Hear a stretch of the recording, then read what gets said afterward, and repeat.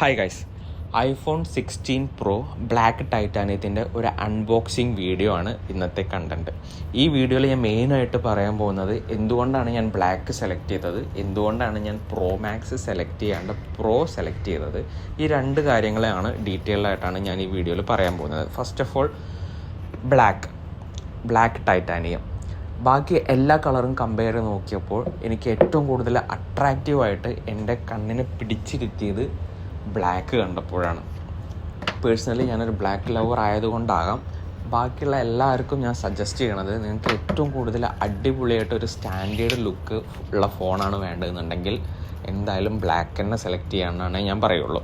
കാരണം ഇവിടെ ഏറ്റവും കൂടുതൽ മൂവിങ് ആയിട്ടുള്ളത് ഡെസേർട്ട് ടൈറ്റേനിയാണ്. അത് എന്തുകൊണ്ടാണ് എല്ലാവരും അത് എടുക്കുന്നത് എന്ന് എനിക്ക് മനസ്സിലായിട്ടില്ല. ഈ വീഡിയോയിൽ നിങ്ങൾക്ക് ലാസ്റ്റ് കോർണറിൽ ഒരു കുഞ്ഞി ഫോൺ കാണാൻ പറ്റും, നോക്കിയേൻ്റെ E72. കഴിഞ്ഞ 18 വർഷമായിട്ട് എൻ്റെ കൂടെ ഉണ്ടായിരുന്നൊരു ഫോണാണ്. ആ സെയിം കളറാണ് ഡെസേർട്ട് ടൈറ്റാനിയം എന്നുള്ള കളർ ഇറങ്ങിയിട്ടുള്ളത്. ഈ ബ്ലാക്ക് ഫോൺ നമ്മളെ കയ്യിൽ കിട്ടുമ്പോൾ ഒരു ഇൻഹാൻഡ് ഫീൽ ഉണ്ടല്ലോ, അതൊരു രക്ഷയില്ലാത്തൊരു ഫീലാണ്. പിന്നെ ഞാൻ കറൻ്റ്ലി 13 യൂസ് ചെയ്തുകൊണ്ടിരുന്നത്. 256 GB ആണ് യൂസ് ചെയ്തുകൊണ്ടിരുന്നത്.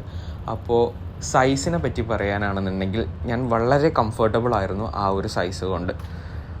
ഞാൻ പ്രോമാക്സ് ടെസ്റ്റ് ചെയ്തു, ഒരു 2 ദിവസത്തോളം ഞാൻ പ്രോമാക്സ് ടെസ്റ്റ് ചെയ്തു. എങ്ങനെയുണ്ട്, എൻ്റെ കയ്യിൽ ഒതുങ്ങുന്നതാണോ പോക്കറ്റിൽ ഒതുങ്ങുന്നതാണോ. അപ്പോൾ എൻ്റെ ചില ജീൻസുകളിലും ചില പോക്കറ്റിലൊക്കെ നല്ലോണം പൊന്തി നിൽക്കുന്നുണ്ട്, പുറത്തോട്ട് തള്ളി നിൽക്കുന്നുണ്ട് പ്രോമാക്സ്. ആ ഒരൊറ്റ കാരണം കൊണ്ടാണ് ഞാൻ ഐഫോൺ പ്രോ മാക്സ് എടുക്കാത്തത്.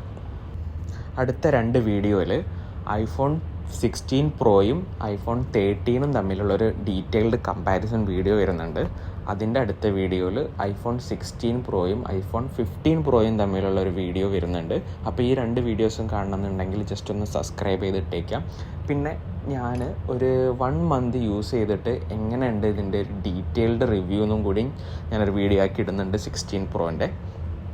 ഓക്കെ.